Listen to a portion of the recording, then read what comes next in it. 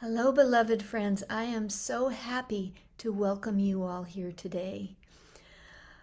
Let's just take a deep breath together and relax for a moment.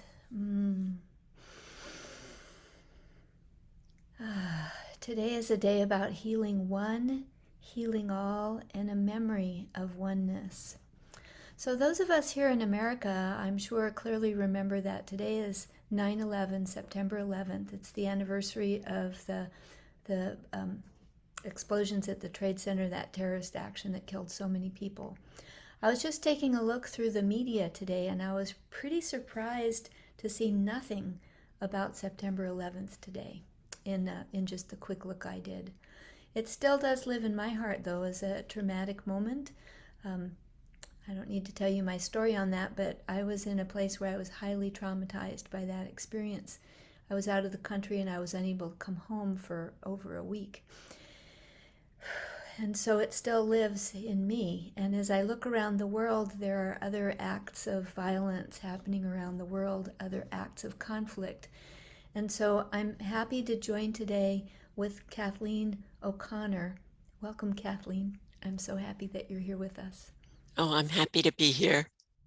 And Kathleen, among other things, wrote a beautiful prayer for today, a prayer for world peace that we're going to get to later.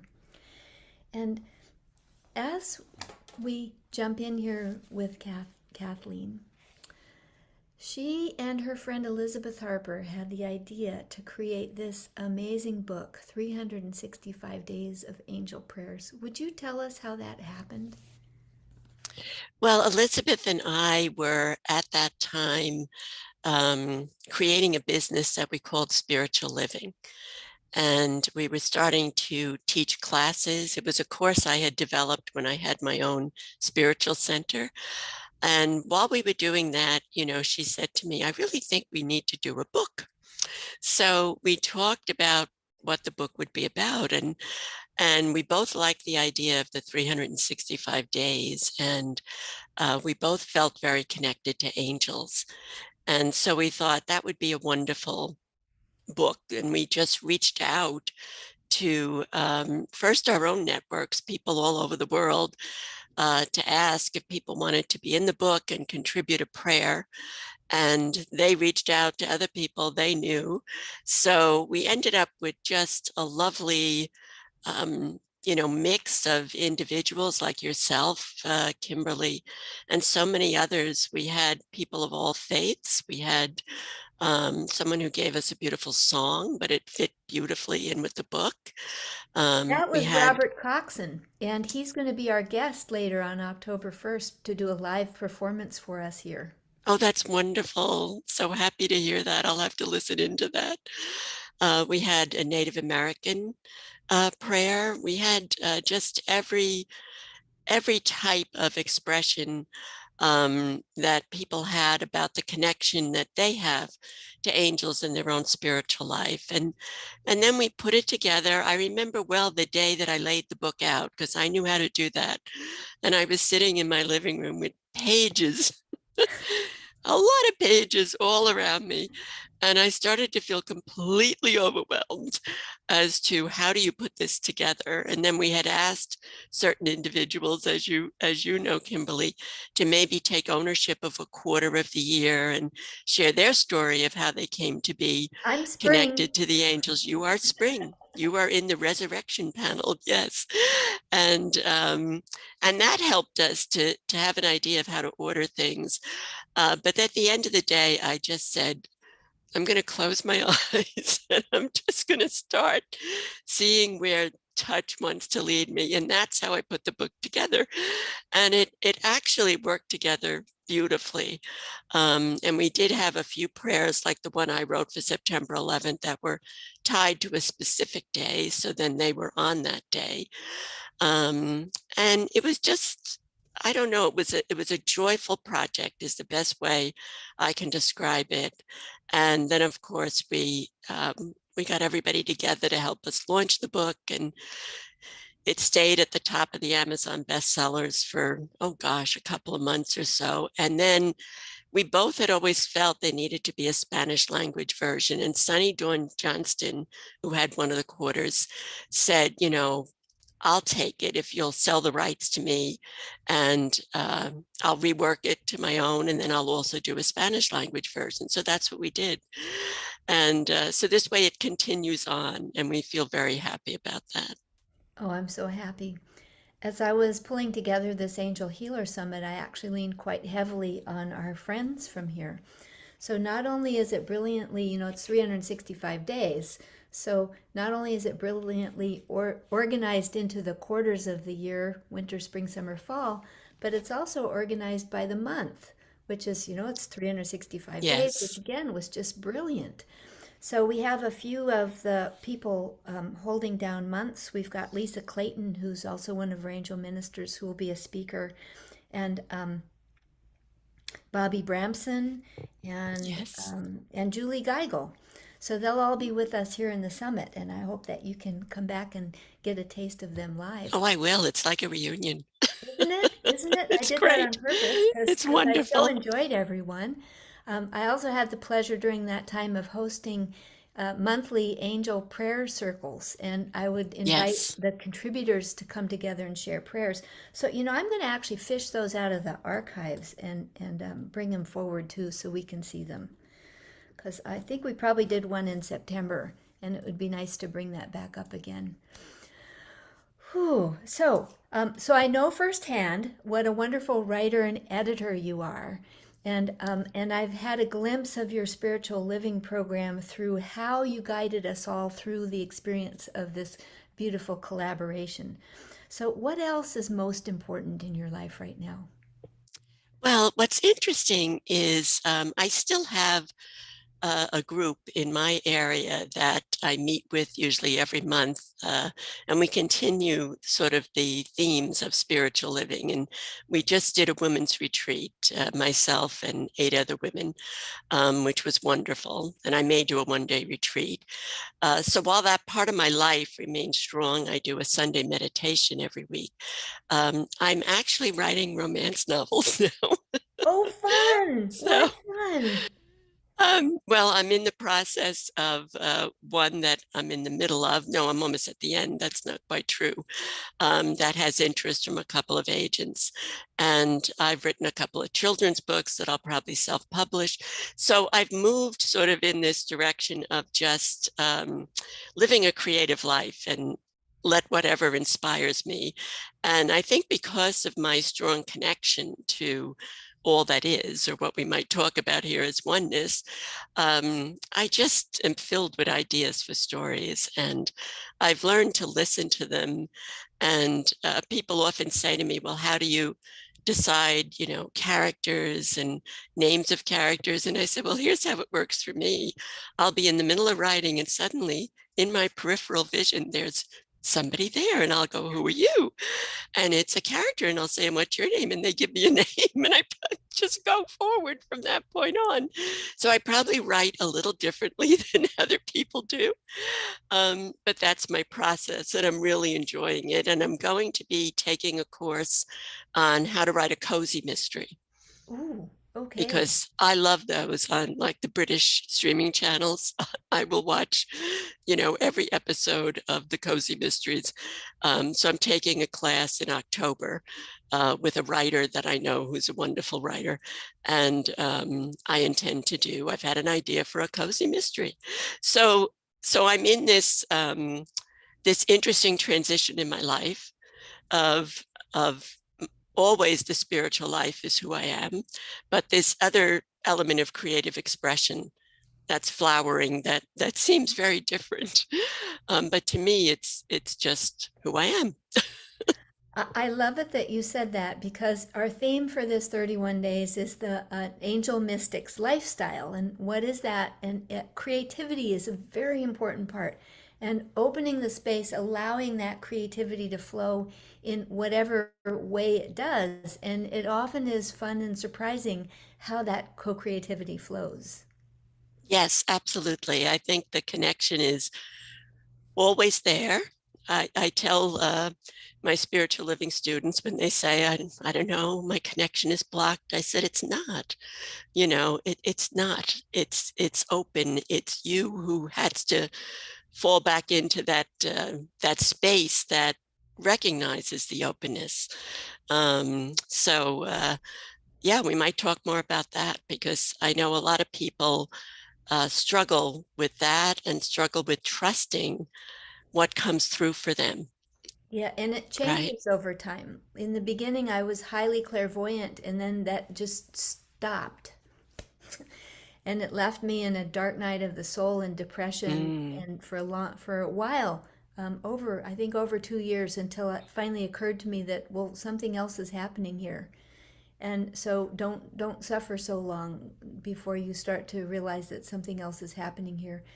And so it was feeling and knowing that was awakening in me, and that feeling and knowing is much more important to me than what I can see. But now I can see again too. So it's often our angel superpowers or our inner skills evolve and change over time. yes. So I want to get to this topic though of oneness. And tell us more about oneness, because we know that it's more than just a word or an intellectual concept. It's a lived experience. Yes. I mean, I think probably all of us listening here have the understanding of the concept of oneness as the all that is. What I think is needed is the understanding of what does that mean practically in daily life. And as I look at oneness, oneness to me is, you might use the same words as the universe or divine consciousness or the all that is. It just is. It isn't a place of judgment. It's just everything that exists is in this space that I'm going to call oneness. It's hard to find words, isn't it, for these very high spiritual concepts. And as we take that down, um, there are levels of that oneness. We're one human family. What does that mean? On the soul level, we're part of that larger experience of oneness. But then there's the oneness that's within each of us. And how do we achieve that integration of self? That to me is also oneness. So I look at it on those different levels. And as I look at it, especially in the world that we have right now, with so much divisiveness, and the third dimension is a world of duality, so that's to be expected, but it seems to be so much more than it has been. I know that for us as individuals, to find oneness, we have to sort of acknowledge the disowned parts of self. And what I mean by that is, for the most that we might, be disturbed by or criticize other people, especially ones that are visible in the politics in the United States, for example, the vitriol is so harmful. We have to recognize that there is within each of us, a liar, a bully, a thoughtless person, a person who doesn't know how to be grateful, a greedy person, whatever those parts of self are that we disown because we want to live in the light. We want to live and put forward into the world who we are always growing into being. But we're also all those other aspects of self. And as we bring those up, if we don't disown them, not want to look at them, if we bring them up, it's a way for them to become integrated, and it offers healing. And I believe as we heal the oneness of self, that healing spreads into the oneness of the human family, that healing spreads into the oneness of the all that is. So that's why, to me, that concept of oneness is even more important these days, perhaps to keep in the forefront of consciousness and to find ways to have experience of it. And through continuing to work on one's own healing, because we are in that process until we transition back into the soul form, we are of service to everyone else in our human family and to our beautiful planet as a whole. So I'm hoping that makes sense. I'd love some comments. Oh, absolutely. Yes. Please, please use the chat to ask questions and um, to ask questions and also to share your experience. So, but I want to dive into this one aspect of experiencing oneness at home first, in our own selves, in our Mhm. own bodies. And you're also mentioning the role of the vagus nerve in balancing the Yes. nervous system. Would you please talk more about that? Yes. It's hard to find anybody these days that hasn't had a nervous system bombarded by the events of the last few years, from the fear that came in with the pandemic, from all the unknowns that were part of that process. And then again, not just here in this country, but there are events like the Ukraine invasion. Um, and then the politics, as I've mentioned, that has reached a level of vitriol that's just, it's a bombardment of the nervous system. The words are literally harmful, coming in and taking them in to one's emotional, mental, physical space, the body. And so we feel that overload on the nervous system. And so I started reading about this because I am normally a very calm person. And usually when people come to me for spiritual counseling, they'll often say, they walk in my house and they say, "Oh, I feel so calm. It's so calm around you always." And I could feel myself unable to turn my mind off, repeating in my head, arguing with relatives in my head about politics and, how could you vote for so and so and this, and this. And I realized, that this was something that was bombarding me in a different way, and there didn't seem to be a let up. So I did things like really minimize watching the news, all the things that I knew how to do anyway, and meditate.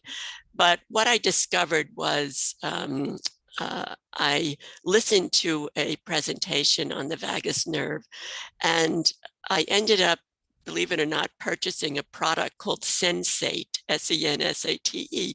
And it's a little, not really a disc, it's like an egg shape. And you have stuff on your phone and you place it on your breastbone and you sort of lie down, and they have beautiful meditations for sleep, for calm, for different things. And it vibrates on the breastbone. And the theory is it's balancing and calming the vagus nerve.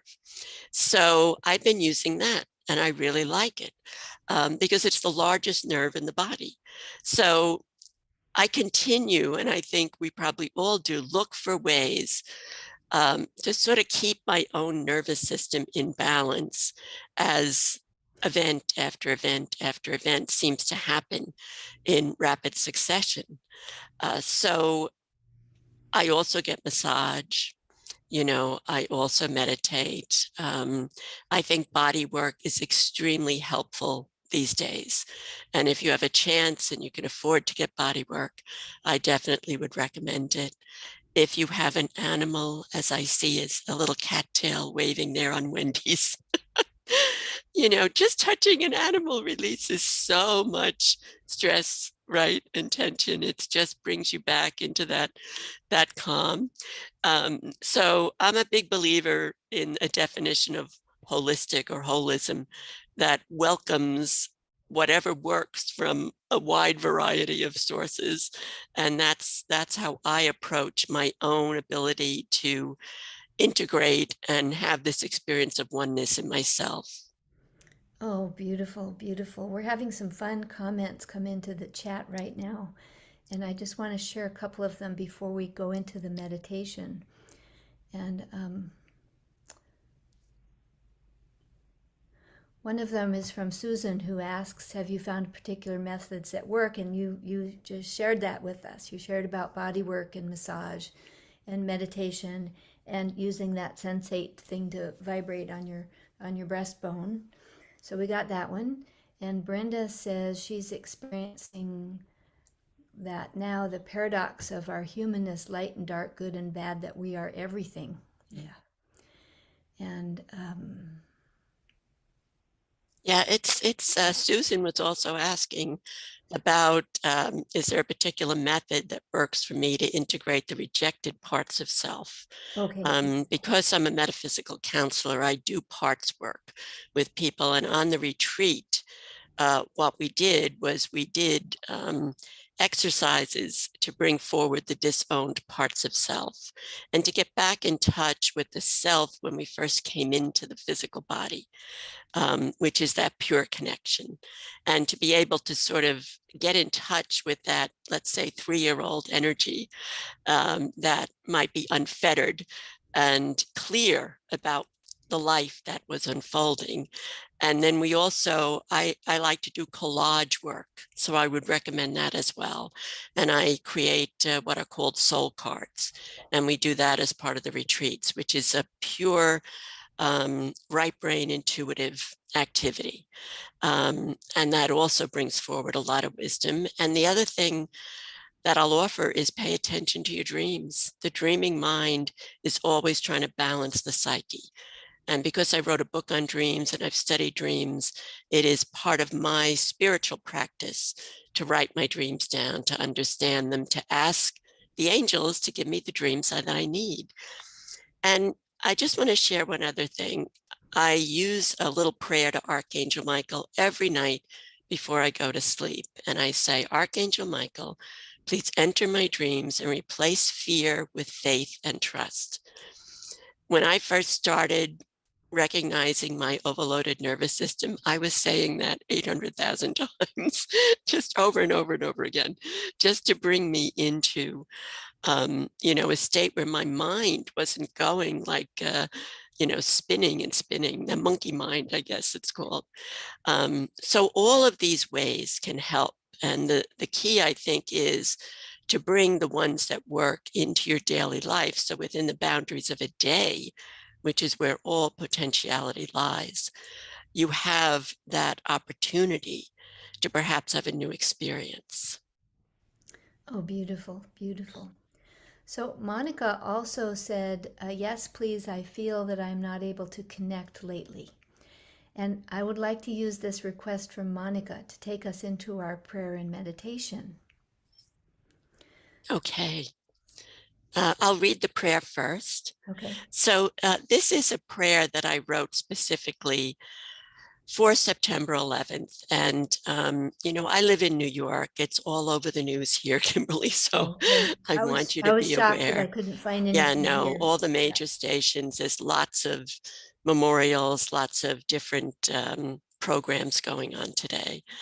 Um, I wrote the prayer uh, it was channeled, I can't say it any other way, but it was around this idea of oneness and remembrance of oneness. So here it goes. Beloved angels, guide our hearts in remembrance of who we really are, beings of love and light, made from the same source. Let our spiritual DNA spring forth with acceptance for all paths, as all paths are one path, and remind us that what we hold as the only way interweaves with the mystical path of truth. Flood our world with love and light so that each soul awakens in remembrance of one human family, one spiritual ancestry. Send us the grace of the open heart so we may heal from loss and find again the way to love. Shower us with blessings, enfold us in wings of starlight, be beside us as we walk upon the earth, and remind us to tread lightly with honor and gratitude for all that we have been given. Awaken us to the dawn of a completely new day, one filled with all the potential the universe holds. Guide us to live this day as if it were the first day, the only day, for that is what it is. Give us today the gift of peace. And so it is. Thank you. So if everyone would like, we can go into a short meditation, sort of to bring this energy of oneness, maybe more within. So I'm just going to take off my glasses and close my eyes. I would invite you to do the same. Try to have legs and arms uncrossed, but just be comfortable and supported wherever you're sitting. And we'll start just by taking a nice deep breath in. And on the exhale, just drop your shoulders. Allow yourself to relax. And take another nice deep breath in. And on the exhale, again with the breath, let the jaw soften. Let your body be supported wherever you are. And take another nice deep breath in. Hold if you can for a count of 4. And on the exhale, just quiet the mind. Just come within. And visualize, feel, or imagine that there is a beautiful white, golden, and pink light just before you. You might see it in the shape of a ball or just as a diffused light. However it is for you is the right way it's supposed to be. This is the light of divine love and healing. It is the light of oneness. As you breathe in, just allow this beautiful light to grow bigger until it is above you, below you, around you, and through you. So you in this beautiful energy of divine love and light and healing are one. Gently now, visualize, feel, or imagine that this light now expands beyond you. It expands beyond where you're living, wherever your house is, and it keeps expanding until all of us here on this program are encased in this beautiful, expanding bubble, this field of oneness, of love and light and divine grace. And continue to see it expand until it expands to every corner of the globe so that every member of our human family may be touched in this moment by connection, by love, by light, by support.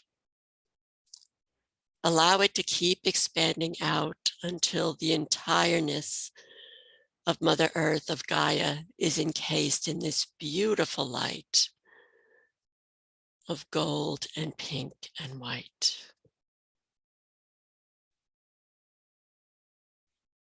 And as you are connected now with all of us, with all who exist, all that is life, all that is part of existence, allow yourself to send this light and this love to each of your chakras. Send this light and this love to each of the parts of self, to each experience you've had in your life, whether positive or negative. Send this light through all. Send it into the past. Send it into the future. Because in this space of oneness, all exists. So visualize, feel, or imagine this healing moving backwards and forwards through what we call time, which is only a construct.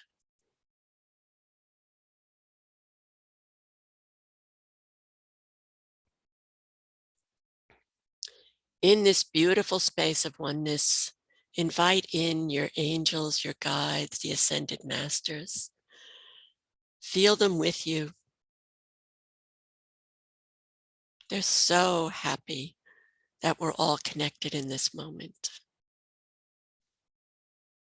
And because you are open now to source, to divine love and light, ask for a message just for you and trust you'll be given whatever it is you need, whether it's an image, a sensation, a thought, a feeling, words. Allow yourself to receive. The word receptivity is an experience of oneness, allowing, receiving, accepting. These are all experiences of oneness.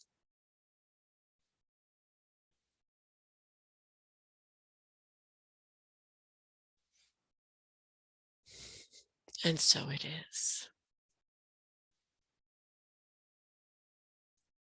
Gently now, with deepest gratitude, to our angels and guides, the ascended masters, divine love and light, allow this beautiful energy of oneness to again gently come back until it is before you, where you're sitting, however you envisioned it when we first began this journey into oneness. And visualize, feel, or imagine now that this beautiful light of pink and gold and white now moves in to take up residence in your heart chakra, to be available for you and to you whenever you feel overwhelmed, whenever you feel disconnected, whenever you feel separate.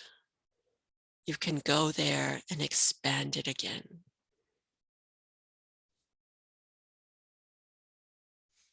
And gently now take a nice deep breath in. And on the exhale, just gently start to bring your awareness up to the sound of my voice, to the place where you're sitting. Take another nice deep breath in. And on the exhale, just notice any sounds in the room where you are. Maybe wiggle your fingers and toes. Turn your head a little bit. And take another nice deep breath in. And try to hold for a count of 4.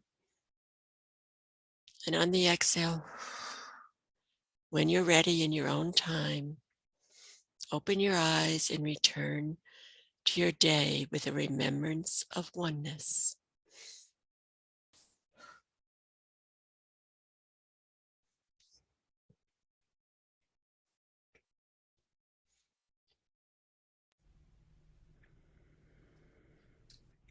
Oh, Kathleen, got a Catherine and a Kathleen. Kathleen, that I was answer to all. that was amazing. That was so powerful. Thank you so much. Thank you. I felt that. I love it when we expand out and feel the collective, the all that is, the love of humanity, the love of our beloved planet Gaia, the love of the cosmos, of all creation, and then bring it back in to our own hearts and our own lives. I love that experience. Thank you all for being part of it. I could just feel this energy growing and rising and getting bigger, and it was beautiful. I felt so much love in my heart. So, Catherine, we're going to send everybody out to breakout rooms now. So, you've got an assignment. We're going to be doing 3 or 4 people in a room for about 6 minutes or so. So, it'll be a little short sharing.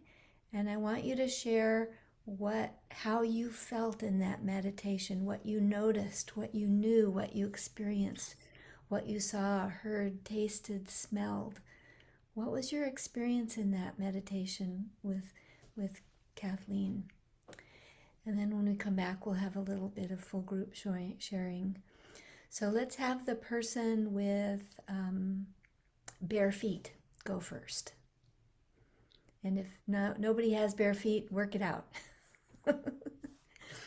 Are we ready, Catherine? Are we ready? Beautiful. Okay, so see you in a few minutes.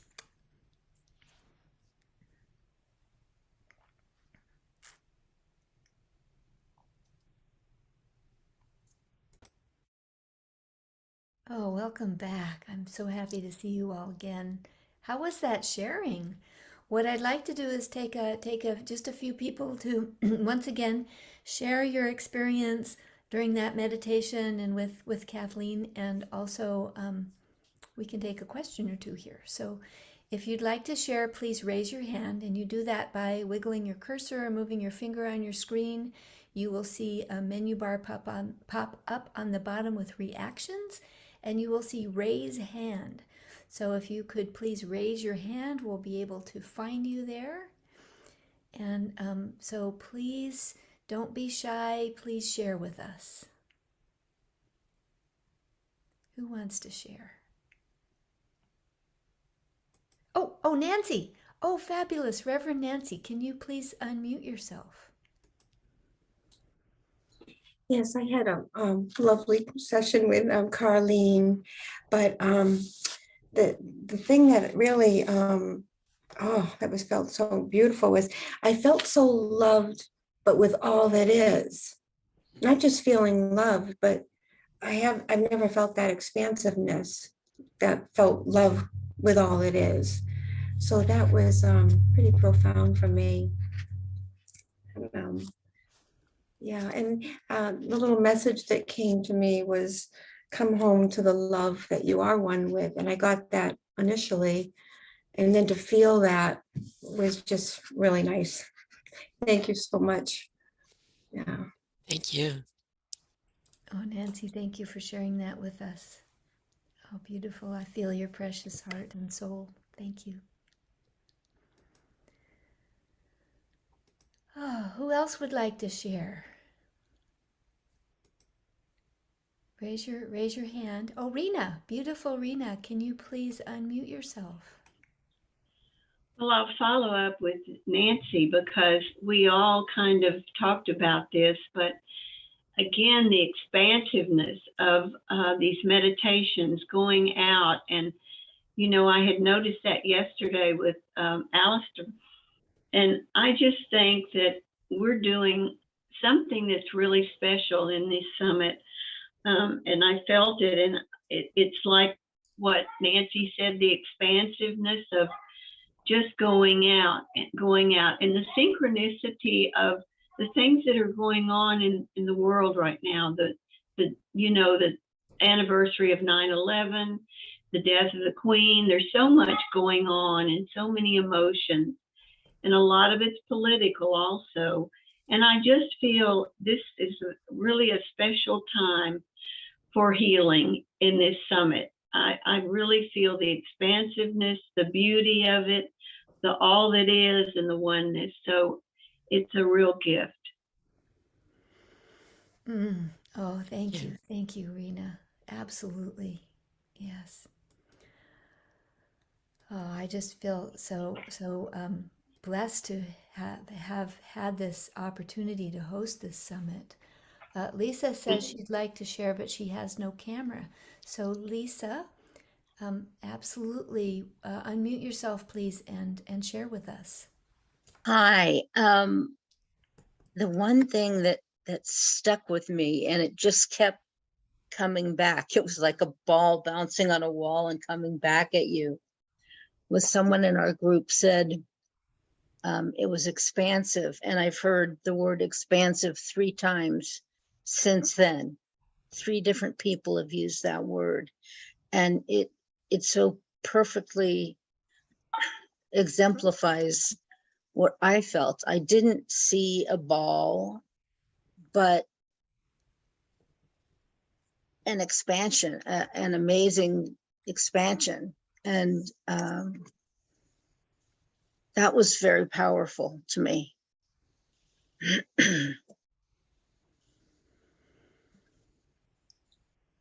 Thank you. Thank you, Lisa. We all perceive in different ways. And Kathleen, can you talk a little bit more about that perception? We started in a little bit on it in the beginning. How we can recognize our perception. Well, it's funny, just as you said that, I was reading, Brianna just posted, hi Brianna, I was reading, I felt full body tingles, especially in the sacral chakra. And she's asking about the significance of that. And the sacral chakra, of course, is the second chakra. And it's a source of creativity, but it's also a source of where the wounded child lives. So a lot of times the healing we need to do, the disowned parts of self, they sort of hang out in the sacral chakra. So I think you were in that meditation, your energy was sort of doing some work there, you know?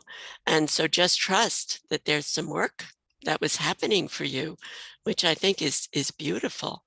Um, I think, I'm not sure if perception is the right way.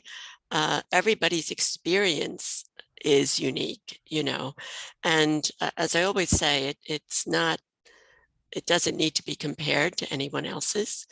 However, I'm very clairaudient, but I also have clear knowing, which I know there's a word for it, but I can't remember the word right now. And you know, so that's a lot of times what my connection is about.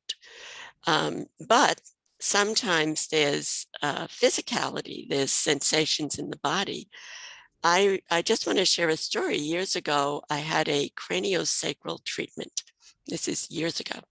And it was at a time when a lot was changing in my life and I was a little out of sorts, and someone recommended me to have this. And I went to somebody who was particularly gifted as a healer.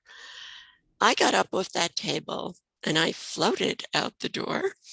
I felt connected to everything, every star in the sky. I had never had that experience. There was nothing wrong in my world, nothing. I was in that space of oneness. And I hung out there for a good 2 hours before my life started to creep in again. But just that experience of it told me how possible it was. So, however you experience information or your connection to spirit, or even what your nervous system or the body has a lot to share with us. If you talk to the body, it's got a lot to say, you know, a lot of wisdom there. So all those avenues, I think, can be explored, and certain ones resonate more than others. And that's where our unique sort of perceptiveness comes into play, is what do I resonate the most with? Okay. And that's what I'm going to use. So I hope that answered the question, Kimberly. Yes. Thank you. Okay. Thank you. Thank you. You have a gift for us, the Heavenly Kingdoms meditation. Do you want to tell us a little bit about that? Yes, I have different meditations that I create, and I put them up on, this is going to sound funny, a hidden page of my website, because so much of my website is about my writing work right now. But I created a page just for this group, and you can either sign up and join my newsletter list, which also gives you my book on setting boundaries. It's called Learning to Say No. And then the meditation would be included, or you can go right to the page that I've set up for the meditation. If you don't want to join even one more newsletter list, that's fine. So the links, I'm sure, will be sent. Will they, Kimberly, Yes. afterwards? So, and it's really a journey off the planet, sort of through space and time, to a heavenly kingdom for purposes of healing. So I hope you enjoy it. I thought it fit nicely with the theme of this whole summit. Oh, thank you. Thank you so much. So again, you can reach that gift, Heavenly Kingdoms meditation, either on Kathleen's speaker page or through her website, and I'll have all of those links for you. I think I put her speaker page link on here somewhere, but I'll just pop it in right now really quick so you can go get that. That's in the chat now. And so in closing, would you have a blessing for us, Kathleen? Absolutely, I'd be honored. Oh, thank you. Ah, deep breath. May you be at peace. May you find within yourself the truth of who you are. May you love and celebrate that. May you share your gifts with the world. May you use your light to shine on the places of darkness, to bring light to that which is hidden. May you experience the profound oneness within and without.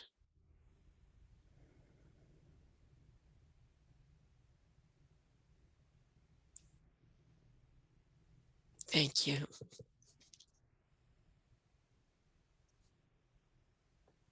Thank you. Oh, Kathleen, you have such a gift of raising us up into the heavenly realms. Thank you so much. Thank you. It was really my pleasure and honor to be part of this summit, Kimberly, and Oh, thank you. the Our honor connections is of that complete. angel book continue. Yes, thank you so much. Thank you. Thank you. Whew. So coming up next, Linda Heimerman is going to take us on a rosary journey on our Facebook group. I just put that link into the chat.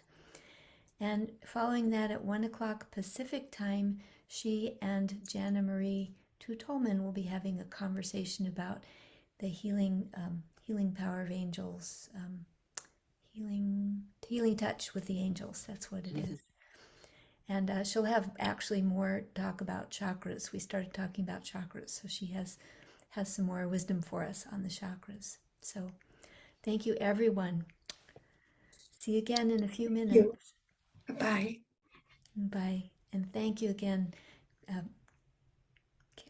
Kathleen. Thank you, Kimberly. And Kathleen, thanks, Catherine, for your technical help Yes. in every You're way. welcome. Thank you, everybody. Thank you, Catherine. And thank you, everyone.